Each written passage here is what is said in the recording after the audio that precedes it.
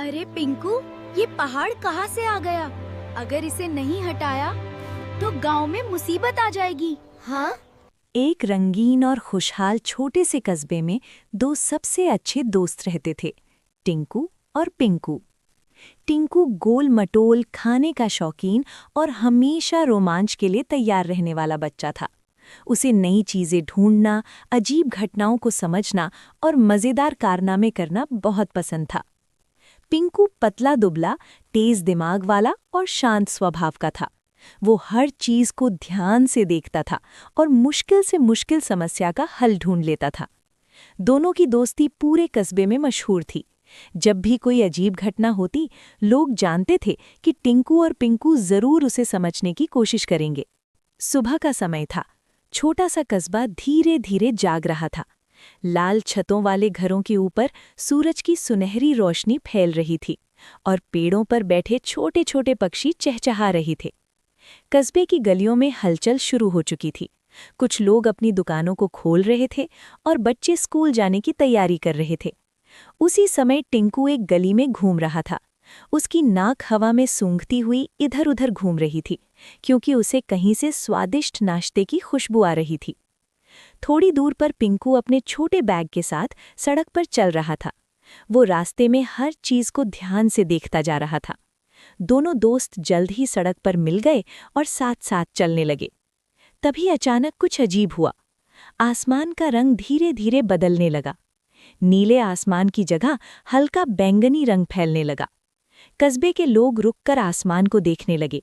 बच्चों ने उंगली से ऊपर इशारा किया और सबके चेहरों पर हैरानी दिखाई देने लगी। टिंकू भी रुक गया और ऊपर देखने लगा। उसी समय उसे लगा कि जमीन हल्की हल्की कांप रही है। पिंकू ने भी ये कंपन महसूस किया और वो तुरंत चौकन्ना हो गया। दोनों ने एक दूसरे की तरफ देखा और समझ गए कि कुछ रहस्यमय होने वाला है। तभी दूर जंगल की दिशा से एक तेज चमकदार रोशनी उठती दिखाई दी। बादलों के बीच से धीरे धीरे एक बहुत बड़ा साया ऊपर उठने लगा। कुछ ही पल में सबको समझ आ गया कि वो साया कोई साधारण चीज नहीं थी। वो एक विशाल पहाड़ था जो हवा में उड़ रहा था। उस पहाड़ के ऊपर पेड़, झरने और चट्टानें साफ दिखाई दे रही थीं। पूरा कस्बा हैरान होकर उस अद्भुत दृश्य को देखने लगा।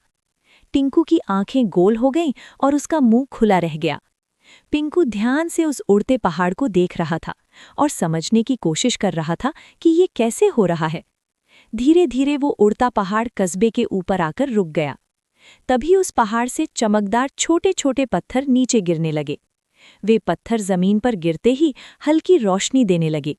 बच्चे उत्साह से उन पत्थरों के पास दौड़ पड़े। लेकिन जैसे ही एक बच्चे ने पत्थर को छुआ, वो हल्का सा हवा में उठने लगा। कुछ ही पल में कई बच्चे हवा में हल्का हल्का तैरने लगे और फिर धीरे धीरे नीचे उतर आए।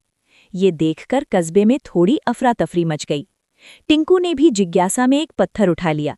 जैसे ही उसने पत्थर पकड़ा, उसका भारी शरीर भी धीरे धीरे ऊपर उठने लगा।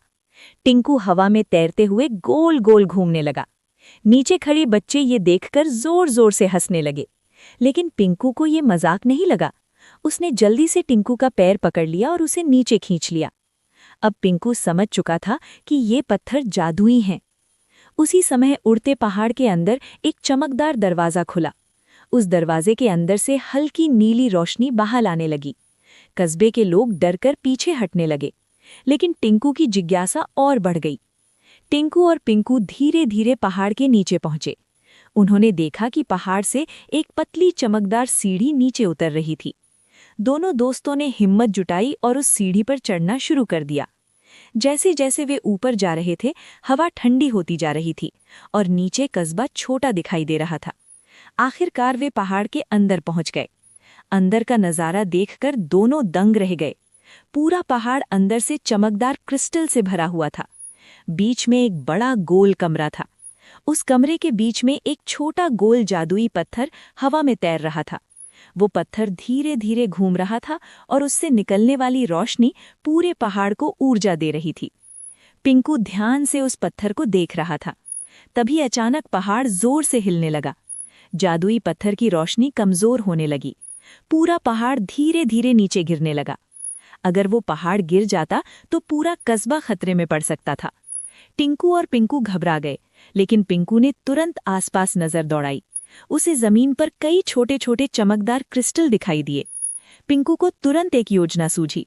उसने उन क्रिस्टल को उठाकर जादुई पत्थर के पास रखने का फैसला किया। टिंकू ने भी तेजी से क्रिस्टल इकट्ठा करना शुरू कर दिया। दोनों दोस्तों ने मिलकर कई क्रिस्टल उस जादुई पत्थर के चारों ओर जमा कर दिए। अचानक जादुई पत्थर की रोशनी फिर से तेज हो गई।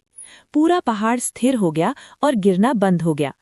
कुछ देर बाद वो उड़ता पहाड़ धीरे धीरे कस्बे से दूर जंगल की दिशा में उड़ने लगा। टिंकू और पिंकू सीढ़ी से नीचे उतर आए। आसमान फिर से नीला और साफ हो गया। कस्बे के बच्चे खुशी से ताली बजाने लगे। सब लोग टिंकू और पिंकू की बहादुरी की तारीफ करने लगे। दोनों दोस्त मुस्कुराते हुए कस्बे की सड़क पर साथ साथ चलने लगे। उन्हें पता था कि दुनिया में अभी भी और भी रहस्यमय रोमांच उनका इंतजार कर रहे हैं। सीख: मिलकर काम करने से बड़ी समस्या हल हो सकती है। साहस, समझदारी और दोस्ती मिलकर हर मुश्किल को आसान बना देते हैं।